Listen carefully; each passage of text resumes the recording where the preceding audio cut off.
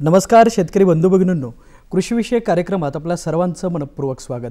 मंडळी, कृषीप्रधान भारत देश म्हणून आपल्या देशाची ओळख असणाऱ्या आपल्या या देशात कृषी संस्कृतीचं स्मरण म्हणून शेतकऱ्यांप्रती कृतज्ञता व्यक्त करण्याचं एक प्रतीक म्हणून 1 जुलै रोजी हरित क्रांतीचे जनक महानायक वसंतराव नाईक यांच्या जयंतीनिमित्त कृषी दिन साजरा केला जातो। पेरणीच्या मुहूर्तावर येणारं हे एक पावन पर्व। याचबरोबर या आपल्या कार्यक्रमाच्या निमित्ताने आजच्या भागामध्ये आपण एका विशेष कार्यक्रमाच्या बाबतीत माहिती घेणार आहोत। या कृषी दिनाचा महत्त्वाचा विचार करता यामध्ये शेती तंत्राचं आधुनिक तंत्रज्ञान, त्याचबरोबर शेती व्यवसायातील व्यावसायिक दृष्टिकोन किंवा सकारात्मक दृष्टिकोन याबद्दलचा जागर व्हावा याकरता म्हणून शासकीय कार्यालयाबरोबर शेत शिवारात शेत बांधावरती हा दिन साजरा केला जातो। मंडळी, आजच्या भागामध्ये आपण या संदर्भात सविस्तर माहिती घेणार आहोत। कृषी दिनानिमित्त विशेष कार्यक्रम, शेतकऱ्यांसाठी 1 रुपयात पीक विमा योजना आणि या विषयावरती मार्गदर्शन देण्याकरिता या कार्यक्रमात सहभागी झालेले आहेत कृषी आयुक्तालय महाराष्ट्र राज्य पुणे येथील विस्तार व प्रशिक्षण विभागाचे कृषी सहसंचालक आपल्या सर्वांचे परिचित श्री विनय कुमार आवटे सर। नमस्कार सर। नमस्कार। तर मुळातच सर, कृषी दिन विशेष महत्त्व याबद्दल सांगावं। कृषी दिन हा 1 जुलै रोजी साजरा केला जातो आपल्या महाराष्ट्र राज्यामध्ये आणि कृषी विषयक ज्यांनी अमूल्य असं योगदान दिलेलं आहे त्यांच्या स्मृतीप्रित्यर्थ त्यांच्या कार्याला अभिवादन म्हणून तो राबवला जातो।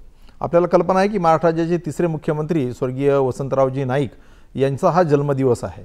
1 जुलै 1913 रोजी यवतमाळमधील पुसद तालुका आहे तिथलं गहुली या गावी त्यांचा जन्म झाला आणि 17 ऑगस्ट 1979 साली त्यांचा सिंगापूर या ठिकाणी मृत्यू झाला। आपल्या महाराष्ट्र राज्यामध्ये 1963 ते 1975 ह्या 12 वर्षाच्या कालखंडामध्ये ते मुख्यमंत्री होते। ते केवळ मुख्यमंत्रीच नव्हते तर त्यांनी त्यांच्या कालखंडामध्ये शेतीविषयक उपक्रमांमध्ये भरीव असं योगदान दिलेलं आहे। आपल्या सगळ्यांना कल्पना आहे की महाराष्ट्र राज्य हे एकमेव राज्य आहे देशामध्ये की ज्याच्यामध्ये 4 कृषी विद्यापीठ आहेत। डॉक्टर पंजाबराव देशमुख कृषी विद्यापीठ आहे अकोल्याला, वसंतराव नाईक यांच्या नावाचं विद्यापीठ आहे मराठवाडा कृषी विद्यापीठ आहे परभणीला, महात्मा फुले कृषी विद्यापीठ आहे राहुरीला आणि डॉक्टर बाळासाहेब सावंत कोकण कृषी विद्यापीठ आहे दापोलीला। या 4ही कृषी विद्यापीठांची स्थापना 1968 ते 1972 या म्हणजे मुख्यमंत्री महोदयांच्या कालखंडात झाली। 1972च्या दुष्काळामध्ये जी काही रोजगार हमी योजना उदयास आली ज्याच्यातून असंख्य लोकांना रोजगार पुरवला गेला आणि ज्याच्यातून शेतीचं पुनरुत्थान झालं। म्हणजे 1990 पासून फळबाग लागवड योजना आज आपण फळफळाच्या बाबतीमध्ये बघतोय की महाराष्ट्र राज्य संपन्न आहे। त्याची मुळं जी आहेत तर ती वसंतराव नाईक यांच्या त्या भूमिकेमध्ये होती की ज्याच्यातून रोजगार हमी योजना सुरू झाली। त्याचबरोबर जे पंचायत राज व्यवस्था आपण म्हणतोय लोकशाहीचं विकेंद्रीकरण ही प्रक्रिया त्यांच्या याच्यामध्ये राबवली गेली आणि त्याच्याबरोबर शेतीविषयक अमूलाग्र असे बदल जे आहेत हरित क्रांती ही त्याच पिरियडमध्ये झाली। आपल्या कल्पना आहे की ज्यावेळेस भारत देश स्वतंत्र झाला आणि ज्यावेळेस अगदी 1970 साली किंवा 80 साली वगैरे देखील जे आहे तर शाळेमध्ये सुट्टी वाटली जायची किंवा मिलोचं धान्य जे आहे ते अमेरिकेवरून आयात केलं जायचं। त्यावेळेस लोकसंख्या किती होती? 35 कोटी लोकसंख्या होती भारत स्वतंत्र असताना आणि 60च्या दरम्यान ती कुठेतरी 60-65 कोटीपर्यंत गेली असेल। आज आपण 140 कोटी आहोत याच्यामध्ये। आज 140 कोटी असताना देखील आपण अन्नधान्याच्या बाबतीमध्ये जवळपास स्वयंपूर्ण झालेलो आहोत। हे किती मोठं तरी दिव्य असं अचिव्हमेंट आहे आणि या अचिव्हमेंटची बीज जी आहेत ती वसंतराव नाईक यांनी महाराष्ट्र राज्यात त्यावेळेसही भुके कंगाल होता, कोरडवाहू राज्य आपल्या सगळ्यांना कल्पना आहे देशात सगळ्यात कमीत कमी पाण्याचं पोटेन्शियल जे आहे ते इरिगेशन पर्सेंटेज ते महाराष्ट्र राज्यामध्ये आहे। मग त्यांनी वसंत बांधारे सुरू केले, त्यांनी त्यावेळेस संकरित ज्वारीच्या जाती बाजरीच्या जाती ह्या लागवड करायला प्रवृत्त केले आणि ही एकमेव मुख्यमंत्री होते की ते फील्डवर जाताना पण कृषी अधिकाऱ्याला गाडीत घेऊन जायचे याच्यामध्ये आणि प्रत्येक शेतकऱ्याच्या शेतावर जायचे, दुचाडी पाभारींनी पेरणी कशी करायची, लोखंडी नांगराने नांगरट कशी करायची। ह्या कृषी विभाग जो आहे त्या कृषी विभागाचं एकमेव असं जे काही मुखपत्र ज्याला म्हटलं जातं शेतकरी मासिक ते देखील 1965 साली वसंतरावजी नाईक यांच्याच कालखंडामध्ये सुरू झालं। पीक स्पर्धा ज्या राबवले जातात ते 1967 साली त्यांच्याच कालखंडामध्ये सुरू झाल्या।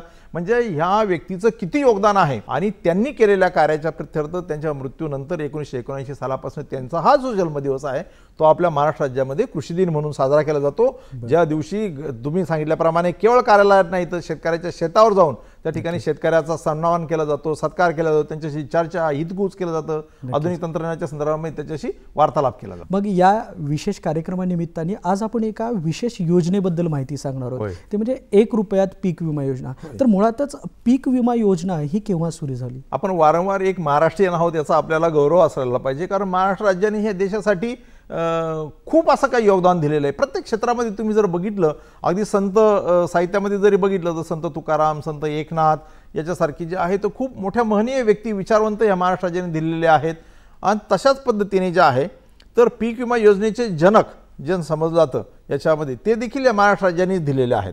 Gokhale institute of social economics and politics मध्ये ज्यांनी स्थापन केली तर त्याच्यामध्ये दांडेकर साहेब जे आहेत ते पीक विम्याचे जनक आहेत. आणि महाराष्ट्र राज्यामध्ये 1984-85 साली कॉम्प्रिहेन्सिव्ह क्रॉप इन्शुरन्स म्हणजे सर्वंकष पीक विमा योजना सुरू झाली. त्याच्यात बदल करत जे आहे ते 1999 सालापासून जे आहे राष्ट्रीय कृषी विमा योजना सुरू झाली. त्याच्यानंतर 2007 सालापासून हवामान आधारित पीक विमा योजना सुरू करण्यात आली. 2010 मध्ये त्याच्यात पुन्हा बदल करण्यात आले, पुनर्रचित हवामान आधारित पीक विमा योजना सुरू करण्यात आली. आणि 2016 पासून जी आज आपण राबवतो आहे अशी प्रधानमंत्री पीक विमा योजना ही देश पातळीवरनं संपूर्ण देशामध्ये लागू करण्यात आली. कुठलीही योजना राबवताना एक उद्देशाने, एका महत्वाकांक्षी हेतूने आपण ते राबवत असतो किंवा शासन तो उपक्रम राबवत असतं. तर मग ही योजना राबवण्यामागचा काय उद्देश होता? तुम्हाला कल्पनाच आहे की महाराष्ट्र राज्य हे कोरडवाहू राज्य. का म्हटलं जातं कोरडवाहू राज्य? कारण महाराष्ट्र राज्यातलं किमान 83% क्षेत्र हे कोरडवाहू म्हणजे पावसाच्या पाण्यावर पूर्णतः आधारित आहे. 52% क्षेत्र हे सतत पर्जन्याधारित आहे म्हणजे आवर्षणग्रस्त आहे. ज्या ठिकाणी 500-700 मिलीमीटर पेक्षाही वार्षिक पाऊस कमी पडतो असं आहे. मग अशा याच्यामध्ये जिथं वातावरण बदल आपण बघतोय तर त्या याच्यामध्ये पाऊस पडणं किंवा पावसामध्ये मोठा कालखंडाचा गॅप पडणं किंवा अतिवृष्टी होणं, अवकाळी पाऊस पडणं अशा विविध नैसर्गिक आपत्तीचं प्रमाण वाढलं आहे. आणि अशा प्रकारे पावसात समजा पेरणीला लायक पाऊस नाही पडला तर पेरणी पुढे ढकलली जाते. पेरणी वेळेवर झाली नाही तरी उत्पन्नात घट येते. पेरणी केली त्याच्यानंतर परत 15 दिवस महिनाभराचा पावसामध्ये खंड जर पडला तरी ती पिकं जी आहे सुकतात. त्याच्यानंतर त्यांची वाढ खुंटते, परिणामी त्याचा ईल्ड लॉस होतो. त्याच्यानंतर त्याच्यावर कीड रोग पडले मोठ्या प्रमाणामध्ये तर त्याचा ईल्ड लॉस वगैरे होतो. त्याच्यानंतर काढणीच्या वेळेस जर अतिवृष्टी जर झाली तर जे काय सोंगायला आलेलं पीक आहे वगैरे ते मातीमध्ये मिसळलं जातं आणि त्याचा हे होतो. अशा पद्धतीने पण खर्च तर सगळा करावा लागतो. याच्यामध्ये शेतकऱ्याला नांगरणी करावी लागते, बियाणं आणावं लागतं, खतं करायला लागतात आणि अशा वेळेस शेतकऱ्याची अर्थव्यवस्था उद्ध्वस्त होते. आणि ह्या शेतकऱ्याला, अन्नदात्याला आपल्याला प्रोटेक्ट करायचं आहे. आणि ते प्रोटेक्ट करण्याचं एक साधन हे सर्वात महत्त्वाचा पीक विमा योजनेचा उद्देश आहे की अशा प्रकारच्या नैसर्गिक आपत्तीच्या परिस्थितीमध्ये शेतकऱ्याचं आर्थिक स्थैर्य कायम राखण्याकरता ही योजना कार्यान्वित करण्यात आलेली आहे. आजपर्यंत राबवलेल्या या योजनेची उपलब्धी जर आपल्याला सांगायचं झालं तर काय सांगाल? जी NIS होती म्हणजे राष्ट्रीय कृषी विमा योजना 1999 पासून तर 2015-16 सालापर्यंत ती राबवण्यात आली. या 15-16 वर्षामध्ये म्हणजे जवळपास शेतकऱ्याला एक 10,000 कोटीची नुकसान भरपाई जी आहे ती विमा योजनेच्या माध्यमातून मिळाली. म्हणजे सर्वसाधारणपणे एक 550 ते 600 कोटी रुपये प्रत्येक वर्षाला. त्याच्यानंतर ही प्रधानमंत्री पीक विमा योजना आली, ही थोडीशी व्यापक करण्यात आली आणि या योजनेमध्ये 2016 पासून तर 2022 म्हणजे आजपर्यंत खरीप 2023 आपण जरी घेतला तरी आतापर्यंत शेतकऱ्यांनी जो भरलेला विमा हप्ता आहे तो आहे 3,900 कोटीच्या दरम्यान म्हणजे साधारणतः 4,000 कोटीच्या दरम्यान आहे. आणि शेतकऱ्याला मिळालेली नुकसान भरपाई जी आहे ती आहे जवळपास 22,000 कोटी. म्हणजे जे शेतकऱ्यांनी 4,000 कोटी भरले त्याच्या जवळपास 5.5 पट नुकसान भरपाई जी आहे शेतकऱ्याला या माध्यमातून मिळाली आणि 22,500 कोटी ही चांगली सम अमाऊंट आहे. पीक विमा योजनेमध्ये जे आहे ज्या विमा कंपन्या असतात ते विमा हप्ता जास्त प्रमाणामध्ये घेतात. म्हणजे एकूण विमा हप्ता जो भरला तो जवळपास आपण 32,000 कोटीपर्यंत भरलेला आहे. त्याच्यामध्ये शेतकऱ्याचे 4,000 कोटी, शेतकऱ्याचे 4,000 कोटी वजा जाता उरलेले जे 28,000 कोटी आहेत ते केंद्राने राज्य सरकारने अनुदान म्हणून हे पीक विमा योजनेत दिलेलं आहे. आणि त्याच्यापोटी जवळपास 22,000 कोटीची मदत जी आहे ती शेतकऱ्यांना झालेली आहे.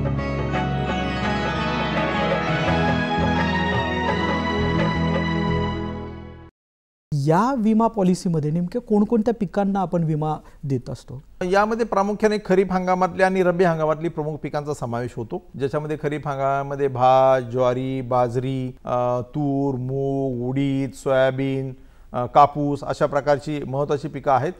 कांदा हे पीक आहे. आणि रब्बी हंगामामध्ये गहू, ज्वारी, हरभरा, रब्बी कांदा, उन्हाळी भात, उन्हाळी भुईमूग अशा प्रकारची पिकं आहेत. अशा प्रकारची जी काही प्रमुख पिकं आहेत त्या सर्व पिकांना आपण पीक संरक्षण त्या ठिकाणी देतो. 1 रुपयामध्ये पीक विमा योजना, तर मुळात ही योजना काय आहे? काय आहे की ही योजना तुम्ही नावातच बघितलं की प्रधानमंत्री कृषी विमा योजना आहे. यामध्ये केंद्र सरकारने काय केलेलं आहे की खरीप हंगामातली जी पिकं आता आपण सांगितली तर त्या पिकांना कापूस आणि कांदा ही व्यापारी पिकं आहेत. यांना एकूण जी विमा संरक्षित रक्कम असते प्रति हेक्टरी त्याच्या 5% विमा हप्ता शेतकऱ्यांनी किमान भरायचा आहे आणि उर्वरित पिकांकरता 2% विमा संरक्षित रकमेच्या असं त्या योजनेचं प्रावधान आहे. आणि त्याच्यानंतर तेवढं भरून त्याच्या व्यतिरिक्त जो काही विमा हप्ता असेल तो केंद्र आणि राज्य सरकार भरतं. रब्बी हंगामामध्ये जी काही पिकं आहेत, गहू हरभऱ्यासारखी पिकं आहेत, त्याची जी काही विमा संरक्षित रक्कम असेल प्रति हेक्टरी तर त्याच्या 1.5% विमा हप्ता शेतकऱ्यांनी भरायचा आणि कांद्याच्या बाबतीमध्ये 5% आणि उर्वरित जी काही रक्कम असेल ते अनुदान म्हणून केंद्र आणि राज्य सरकार देईल. परंतु तरी देखील जवळपास 50 लाख हेक्टर सोयाबीन होतं खरीप हंगामामध्ये. मग त्याच्याकरता 50,000 रुपये जर जमीन सोडायची तर त्याच्या 2% म्हणजे 1,000 रुपये सर्वसाधारणपणे शेतकऱ्याला प्रति हेक्टरी विमा हप्ता पूर्वी भरावा लागत होता. आता ते 1,000 रुपये देखील भरणं कधी कधी शेतकऱ्याला शक्य व्हायचं नाही आणि ते 1,000 रुपये नसल्यामुळं त्यांनी पीक विमा न घेतल्यामुळे भविष्यात जर त्याच्या पिकाचं नुकसान जर झालं तर त्याला काही नुकसान भरपाई याच्यात मिळायची नाही. मग ही बाब शासनाच्या लक्षात आल्यानंतर शासनाने एक पुरोगामी भूमिका घेतली की जे 1,000 रुपये शेतकऱ्याला भरावं लागतात याच्यामध्ये जे 1.5%, 2%, 5% जे भरावं लागतात ते न भरावं लागतात, त्याला केवळ 1 रुपया आता भरायचा आहे आणि उरलेले जे त्याची 999 रुपये जे आहे ते शासन म्हणजे राज्य शासन महाराष्ट्र राज्य ते शेतकऱ्याचा विमा आता जो आहे या योजनेमधला भरणार आहे. आणि योजनेमध्ये सगळ्यांना संरक्षण मिळावं जेणेकरून आपत्तीपासून जे आहे त्याचा आर्थिक स्थिती मजबूत राहावी याच्याकरता महाराष्ट्र शासनाचा हा अत्यंत मूलगामी आणि दूरदर्शी असा हा उपक्रम आहे. यामध्ये कोणकोणते शेतकरी याच्यामध्ये सहभागी होऊ शकतात? ज्याच्या नावावर 7/12/8 आहे, शेती उपयुक्त जमीन आहे, जो शेती करतो असा सर्व प्रकारचा शेतकरी, मग तो स्वतः शेती करत असेल, कुणी कुळाने काय शेती करत असेल, कुणी भाड्याने शेती करत असेल दुसऱ्याची शेती घेऊन, तरी तो देखील त्याचा पीक विमा घेऊ शकतो. फक्त जो भाड्याने शेती करत असेल, समजा मी तुमची शेती भाड्याने घेतली, तुम्ही शहरामध्ये आहे, तुमची शेती जर मी करतो आहे तर आपल्यामधला जो भाडे करार आहे तो आता नोंदणीकृत असणं गरजेचं आहे, त्याशिवाय त्याचं ग्राह्य पकडलं जाणार नाही. तर असा भाडेकरार नोंदणीकृत असेल तर तो भाडे करार घेणारा शेतकरी देखील पीक विमा योजनेमध्ये सहभाग घेऊ शकतो. असे सर्व प्रकारचे शेतकरी, पूर्वी ही कर्जदार शेतकरी जे होते ज्यांना कर्ज मिळायचं पीक कर्ज त्यांच्यासाठी ही योजना कंपल्सरी होती. आता ती कर्जदार बिगर कर्जदार सगळ्या शेतकऱ्यांसाठी जी आहे तर ती वैकल्पिक स्वरूपाची करण्यात आली आहे, म्हणजे कुठेही कंपल्सरी नाहीये, तो याच्यानुसार तो भाग घेऊ शकतो. फक्त कर्जदार शेतकऱ्याच्या बाबतीमध्ये एक आहे की ज्या वित्तीय संस्थेकडून त्यांनी कर्ज घेतलं आहे त्या वित्तीय संस्थेला त्यांनी पीक विमा योजनेत भाग घेण्याचा जो काय अंतिम दिनांक आहे, उदाहरणार्थ खरीप पिकाच्या बाबतीमध्ये या चालू वर्षी 31 जुलै आहे, तर त्याच्या आधी किमान 7 दिवस आहे ते कळवायला पाहिजे की मला विमा योजनेत भाग घ्यायचा. कुणाची इच्छा जर नसेलच तर सांगतोय, आणि जर तसं त्यांनी कळवलं नाही तर त्याचा संमती गृहीत धरून ती संस्था जी आहे वित्तीय संस्था त्याचा विमा हप्ता कट करून ती त्या ठिकाणी भरेल. आणि आता विमा हप्ता तर 1 रुपया आहे. 1 रुपया का हा प्रश्न आहे की फुकट का नाही? 1 रुपया म्हणजे महाराष्ट्र राज्याला काही शेतकऱ्यासाठी 1 रुपयासाठी कशाला त्याला हे करायचं? तर त्यात बेसिक महत्वाचं हे आहे की तो 1 रुपया कशासाठी, तर जो पीक विमा घेणार आहे त्याच्या नावावर शेती किती आहे. समजा आपण दोघं भाऊ आहोत, आपल्या दोघांच्या नावावर 5 एकर जमीन आहे, याच्यामध्ये खातेफोड त्या ठिकाणी झालेली आहे आणि मी त्या ठिकाणी 2.5 एकरचा विमा उतरवला कापसाचा आणि मला विमा नुकसान भरपाई मंजूर झाली, तर तुम्ही जाल की आमची खातेफोड झाली पण जे क्षेत्र आहे कापूस पिकाचं ते माझं क्षेत्र आहे, मला मिळायला पाहिजे, अशी भांडणतंटे होऊ शकतात. त्याच्यामुळे जमिनीवरचा तुमचा स्वामित्व हक्क तो अबाधित होणं निश्चित होणं.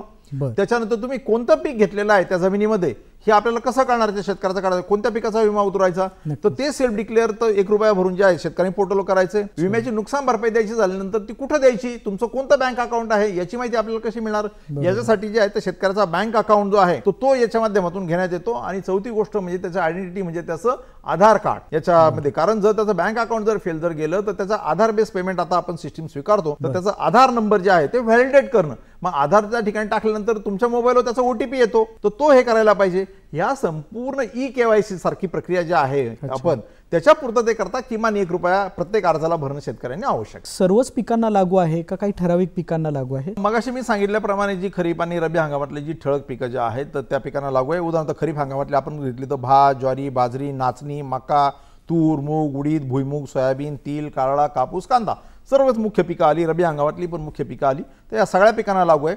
फक्त एक असं आहे की त्याच्यामध्ये शब्द आहे अधिसूचित पिकं, ही झाली मी यादी जी वाचली ती अधिसूचित म्हणजे नोटिफाईड पिकं आहेत.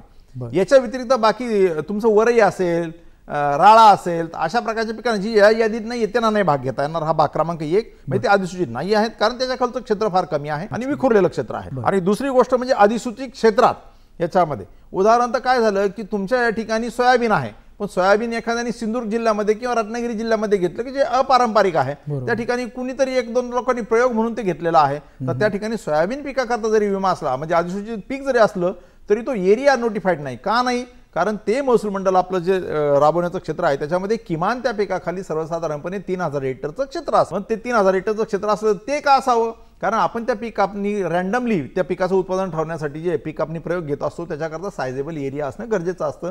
त्याच्यामुळं त्या भागातल्या रत्नागिरीतल्या शेतकऱ्याला जर ते नोटिफाईड जर नसेल सोयाबीन करता कापसा करता तर त्यांनी जरी प्रयोग म्हणून घेतला असेल आणि हे पीक जरी आदिसूचे असेल तरी त्याला याच्यात भाग घेता येईल. विमा संरक्षणामध्ये कोणकोणत्या बाबींसाठी म्हणून हे संरक्षण मिळणार आहे? पूर्वीची विमा योजना होती ती फक्त उभ्या पिकाकरता होती, म्हणजे पीक लावल्यानंतर पीक कापणीपर्यंत. पिकाच्या लावणीच्या आधी नव्हती, पिकाची कापणी झाल्यानंतर नव्हती. पण आता जी प्रधानमंत्री विमा योजना आणली ती अत्यंत व्यापक करण्यात आली. त्याच्यामध्ये प्रिव्हेंटेड सोयी, म्हणजे जर तुमचा पाऊसच नाही पडला, वातावरणाची अनुकूलता नसेल आणि तुम्हाला पेरणीच नाही करता आली तरी देखील तुम्हाला विमा मिळू शकतो याच्यामध्ये. पण त्याच्याकरता काय आहे की ज्या महसूल मंडळातलं जे मुख्य पीक आहे त्याच्यातलं 75% पेक्षा जास्त क्षेत्र नापी राहिलं पाहिजे आणि त्या संदर्भात कलेक्टर मग अधिसूचना काढतात. हा बाब क्रमांक 1. बाब क्रमांक 2, तुमचं पीक पेरलं आणि त्याच्यानंतर त्याच्यावर स्थानिक नैसर्गिक आपत्ती झाली, म्हणजे चक्रीवादळ आलं, गारपीट झाली, त्याच्यामध्ये मोठ्या प्रमाणामध्ये ढगफुटी झाली, वीज कोसळली, भूस्खलन झालं म्हणजे लँडस्लाईड झालं, रेचगा साठला आणि अशामुळे जे तुमच्या पिकाचं नुकसान जर झालं तर त्या नुकसानीबाबत विमा कंपनीला तात्काळ शेतकऱ्यांनी कळवायचं 72 तासाच्या आतमध्ये. नंतर त्याचा व्यक्तिगत पंचनामा करून किंवा जर जास्त प्रमाणात इंटिमेशन असतील तर रँडम पंचनामा करून नुकसान भरपाई ठरवली जाते, शेतकऱ्याला ती मिळते. ही बाब क्रमांक 2. बाब क्रमांक 3, मध्य हंगाम प्रतिकूल परिस्थिती, म्हणजे पीक पेरणी, पीक उभं आहे परंतु दुष्काळ पडला, महिनाभर पाऊसच नाही पडला, पीक सगळं होरपळून गेलं. याच्यामध्ये प्रचंड प्रमाणात कीड रोगाचा प्रादुर्भाव झाला आणि अशामुळे आताच वाटलं की हे पिकाचं काही खरं नाही, 50% पेक्षा जास्त नुकसान जे आहे ते आता झालेलंच आहे. मग त्या शेतकऱ्याला तात्काळ दिलासा देण्यासाठी जे आहे कृषी विद्यापीठाचे शास्त्रज्ञ, कृषी विभाग, विमा कंपनी हे कलेक्टर महोदयांच्या निर्देशाखाली क्षेत्राची रँडमली पाहणी करतात, सांगतात की आता याचं सोयाबीनचं उत्पन्न 10 क्विंटल होतं पण चालू वर्षी 2-3 क्विंटलच येईल, काय येईल. हा उत्पादनामध्ये जेवढी घट आहे त्या अनुषंगाने नुकसान भरपाई काढली जाते आणि जी नुकसान भरपाई काढली जाते त्याच्या 25% रक्कम ॲडव्हान्स म्हणून शेतकऱ्याला ताबडतोब ही दिली जाते. ही झाली बाब क्रमांक 3. बाब क्रमांक 4 जी आहे ती आहे पीक कापणी प्रयोग आधारित, म्हणजे पीक कापणी केल्यानंतर त्या पिकाचं रँडमली पीक कापणी प्रयोग सर्वसाधारणपणे उत्पन्न काढलं जातं की किती आले आणि ते जर उत्पन्न त्या महसूल मंडळातल्या उंबठ उत्पन्नापेक्षा कमी जर आलं याच्यामध्ये, म्हणजे पाठीमागच्या सरासरीच्या गुणिले थ्रेशोल्ड लेवल, तर मग नुकसान भरपाई जी आहे ती मिळते. ही बाब क्रमांक 4 झाली. आणि बाब क्रमांक 5 आणि शेवटची ही काढणी पश्चात नुकसान, म्हणजे काही पिकं काढल्यानंतर सुकवणीसाठी शेतात ठेवली जातात. उदाहरणार्थ भात कापून ठेवला जातो, गहू कापून ठेवला जातो, उडदाची उडीद मूग जे आहे त्याची उडदं लावली जातात, त्या ठिकाणी सोयाबीनचं उडदं लावलं जातं आणि त्या ठिकाणी असं असताना जर पाऊस जर पडला, अवकाळी पाऊस जर पडला आणि ती वाहून गेली, भिजली, त्याचं नुकसान झालं तरी देखील शेतकऱ्यांनी 72 तासाच्या आतमध्ये म्हणजे स्थानिक नैसर्गिक आपत्ती आणि काढणी पश्चात या 2 बाबी करता ज्याचं नुकसान झालंय त्या शेतकऱ्यांनी विमा कंपनीला तात्काळ आपलं क्रॉप इन्शुरन्स ॲप आहे, विमा कंपनीचा टोल फ्री क्रमांक आहे, याद्वारे किंवा विमा कंपनीचं तालुक्याला कार्यालय आहे त्या ठिकाणी तात्काळ आपलं नुकसानग्रस्त भागाच्या फोटो सहित इंटिमेशन ज्याला म्हणतो, सूचना ज्याला म्हणतो, ते देणं गरजेचं आहे आणि त्याच्यानंतर मग सूचनेचं संस्करण करून त्याला नुकसान भरपाई दिली जाते.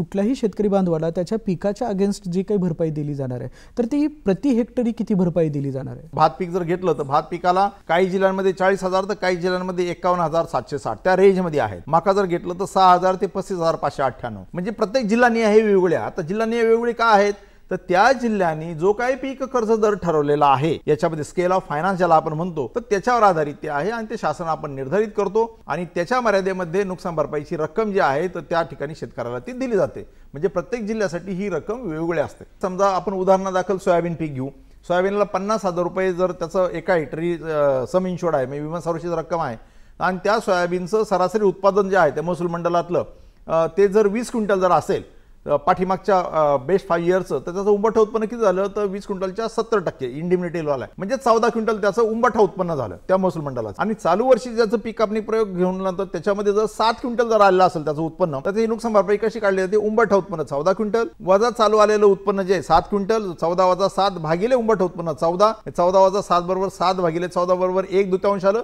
गुणिले विमा संरक्षित रक्कम 50,000, म्हणजे 50,000 भागिले 2 म्हणजे 25,000 प्रति हेक्टरी विमा संरक्षित रक्कम त्या महसूल मंडळामधल्या ज्यांनी सोयाबीन लावलेलं आहे, ज्यांनी विमा उतरवलेला आहे त्या सगळ्यांना समप्रमाणामध्ये मिळून जाईल. आपण एका जिल्ह्याच्या नावाने देखील एक पॅटर्न राबवतो, बीड पॅटर्न म्हणून.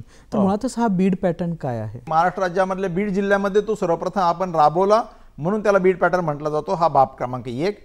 बाब क्रमांक 2 आहे की आपल्या इकडे जर बघितलं याच्यामध्ये तर विमा कंपन्यांना कधी कधी खूप आवाजावी नफा झालेला आहे, कारण ह्या विमा कंपन्या खाजगी असतात. याच्यामध्ये कधी कधी त्या नफाखोरी इकडे झुकतात आणि करण्याची शक्यता नाकारता येत नाही. त्याच्यामुळे विमा कंपनीच्या नफ्यावर याच्यात नियंत्रण आहे. पूर्वी नॉर्मल PMFBY मध्ये विमा कंपनीला समजा 100% 100 रुपये जर आले, 100 काहीच क्लेम नाही आला तर 100चे 100 रुपये त्यांना प्रॉफिट राहायचा. पण बीड पॅटर्नमध्ये विमा कंपनीच्या नफ्यावर नियंत्रण आणून फक्त जास्तीत जास्त 20%, म्हणजे जी काही तुमचं हे विमा हप्ता रक्कम आहे त्याची जास्तीत जास्त 20% रक्कम विमा कंपन्यांना मिळेल नफा म्हणून, आणि उरलेला जो नफा आहे तो राज्य शासनाला परत करावा लागेल विमा कंपनीला. ही बाब क्रमांक 1. दुसरा जे आहे तर एका बाजूला नफ्यात हे करत असं, दुसऱ्या बाजूला जी काही नुकसान भरपाई द्यायची आहे ती नॉर्मल PMFBY मध्ये जर 100 रुपये विमा हप्ता असेल तर 350 रुपयापर्यंत नुकसान भरपाई आली तर विमा कंपन्या स्वतःच्या खिशातून द्यायला पाहिजे. पण आपला अनुभव असा आहे की पाठीमाग जे आहे ती साधारणतः 112-115% पलीकडे फारशी काही गेली नाही ॲज अ होल म्हणून. तर त्याच्यामुळे आपण म्हटलं की 110% आपण ठरूया. मग 100 रुपयाच्या तुलनेत 110 रुपयापर्यंत नुकसान भरपाई आलं तर विमा कंपनीने ती सगळी सेटल करायची आहे याच्यामध्ये. पण 110 रुपयाच्या पलीकडे जर नुकसान जर आलं तर ते राज्य सरकार देणार. अशा प्रकारचा हा पॅटर्न जो आहे याला बीड पॅटर्न म्हटलं. अगदी सुरुवातीपासून सहभाग नोंदवण्यासाठी त्यांना काही कागदपत्रांची तरतुदी करायला लागतील. मुळात कुठे संपर्क करून या सगळ्या गोष्टी करायच्यात त्याबद्दल सांगा. महाराष्ट्र राज्याला राष्ट्रीय पातळीवर जो पारितोषिक मिळालेलं आहे की आपण लँड इंटिग्रेशन केलेलं आहे पीक विम्याच्या पोर्टल बरोबर 7/12 ऑनलाईन 7/12चं. त्याच्यामुळे पूर्वी शेतकऱ्याला तलाठी ऑफिसला जावं लागायचं, 7/12 आठ काढायचा, पिकाची नोंद करायची. आता काय त्याला ते झंझट करायला नाही लागत. आता ऑनलाईन तो विमा अर्ज भरवायला जातो. तुम्हाला PMFBY.gov.in ह्या पोर्टलवर शेतकरी गेल्यानंतर त्या ठिकाणी ऑनलाईनही तो विमा हप्ता भरू शकतो. त्याला जर तेवढी कॉम्प्युटर लिटरसी जर नसेल तर आपल्या गावामध्ये कॉमन सर्व्हिस सेंटर आहे, त्या ठिकाणावर तो त्या ठिकाणी भरू शकतो. बँकेच्या माध्यमातून तो विमा हप्ता भरू शकतो किंवा विमा योजनेत सहभाग घेऊ शकतो. यासाठी त्याला काय पाहिजे, एक तर त्याचं आधार कार्ड पाहिजे, म्हणजे आधार नंबरसाठी त्याचं बँकेचं पासबुक पाहिजे, कारण बँकेचं MICR code, account number, IFSC code हे डिटेल्स भरण्यासाठी जे आहे तर तो त्या ठिकाणी पाहिजे. आणि 7/12 आठ पाहिजे त्याच्याकडे कॉपी. कशासाठी, तर तुमचा गट नंबर योग्य पद्धतीने सिलेक्ट करण्यासाठी की त्या गावामध्ये तुमचा गट नंबर किती आहे. मग तो गट नंबर सिलेक्ट केला की डायरेक्टली ते भूमी अभिलेखच्या पोर्टलवरून घेतं की ह्या गटात किती क्षेत्र आहे, आणि त्याच्यामध्ये तुमचं स्वयं घोषणापत्र की कोणतं पीक तुम्ही लावलेलं आहे हे स्वयं घोषणापत्र तुम्हाला त्या ठिकाणी सेल्फ डिक्लेअर करावं लागतं आणि ₹1 तुमच्या पॉकेटमधून त्या ठिकाणी भरावा लागतो. तर या गोष्टी शेतकऱ्याला लागतात. आणि मी मगाशी सांगितल्याप्रमाणे तो स्वतः ऑनलाईन, दुसरी गोष्ट म्हणजे तो कॉमन सर्व्हिस सेंटरच्या माध्यमातून किंवा सामायिक सुविधा केंद्राच्या माध्यमातून, किंवा तिसरं आहे बँकेच्या माध्यमातून विमा योजनेमध्ये सहभाग घेऊ शकतो. शेतकरी बांधवांना हा प्रश्न सतावत असतो की मग आपण कशा पद्धतीने दाद मागावी. आपण शासन निर्णयामध्ये तालुक्याला तहसीलदार यांच्या अध्यक्षतेखाली एक कमिटी करण्यात आलेली आहे. त्याच्यानंतर त्या ठिकाणी जर तुमच्या तक्रारीचं निराकरण जर झालं नाही विमा कंपनीच्या संदर्भातल्या तक्रारीचं, तर त्याच्यानंतर जिल्हा पातळीवर माननीय जिल्हाधिकारी यांच्या अध्यक्षतेखाली संनियंत्रण समिती आहे, ती त्या तक्रारीची नोंद घेईल. त्या ठिकाणी जरी नाही झालं तर मग विभागीय पातळी विभागीय आयुक्तांच्या अध्यक्षतेखाली समिती आहे, आणि तिथे नाही झालं तर मग राज्य पातळीवर माननीय अपर मुख्य सचिव, प्रधान सचिव यांच्या अध्यक्षतेखाली कमिटी आहे. आणि त्याच्यानंतर राष्ट्रीय पातळीवर देखील NGRC national grievance redressal committee अशा पद्धतीचं स्ट्रक्चर जे आहे आपण तयार करण्यात आले की ज्या ठिकाणी शेतकरी आपल्या याच्यात संदर्भामध्ये जी काही ॲम्बिग्युटी असेल, जी काही तक्रार असेल तर ती तक्रार दाखल करून त्याच्यावरची दाद आहे ती मागू शकतो. तर आजच्या आपल्या या कार्यक्रमात आपण एका महत्त्वाच्या विषयावरती मार्गदर्शन करतात. आपल्या सह्याद्री वाहिनीच्या प्रेक्षकांना, शेतकरी बांधवांना आपण काय संदेश द्याल. विमा ही आजच्या घडीची अत्यंत गरजेची वस्तू झालेली आहे. केवळ पिकाचाच नाही मित्र हो, तर तुमच्या स्वतःचा देखील विमा जो आहे आपल्या नॅशनलाइज बँकेमध्ये जाऊन अक्षरशः 20 रुपये भरून ॲक्सिडेंटल इन्शुरन्स 20 रुपयामध्ये मिळतो. तुमचा पूर्वी 330 रुपये होता, त्याचा हप्ता आता 436 रुपये काहीतरी झालेला आहे. तर तो भरून नॉर्मल डेथमध्ये 2 लाखाचा विमा जे आहे ते शासन तुम्हाला देतं आहे, तर तो तुम्ही काढा. आणि त्याचबरोबर पीक विमासाठी जे आहे तर महाराष्ट्र शासनाने इतकं पुरोगामी त्या ठिकाणी नेतृत्व केलेलं आहे.